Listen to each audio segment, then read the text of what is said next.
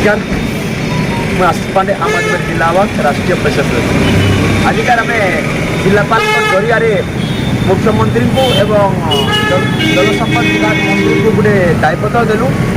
दायित्व देवार उद्देश्य है बलांगीर जिलार रोयल सुक्टेड प्रोजेक्ट बलांगीर जीवनधारा कहवा प्रोजेक्ट पानी बलांगीर जिलार प्रत्येक ब्लॉक के लागू और बलांगीर जिलार प्रत्येक ब्लॉक प्रत्येक प्रोजेक्ट के लागू जार फल चाषी मैंने उन्नति हो पारे।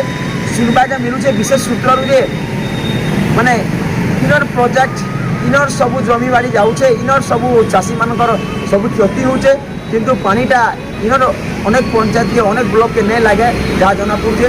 तेणुक आमर दाबी रहा दाबी कलु आम जिलापाल जरिया राज्य सरकार के जाई पड़ू जे मैंने बलांगीर जिलार प्रत्येक ब्लॉक के रोयल सुक्टेड प्रोजेक्ट पानी पाइप लागू आउ सबू चाषी केता उन्नति हे से विषय चर्चा कर कारण है इने आमर जल संपद विभाग मंत्री अच्छन इने वेटरान लीडर मैंने अच्छन इनर बीजेपी एमएलए अच्छन कांग्रेस एमएलए अच्छन बीजेडी मालमाल नेता अच्छन किंतु इनर चाषी मन क्या चिंता नहीं करवा।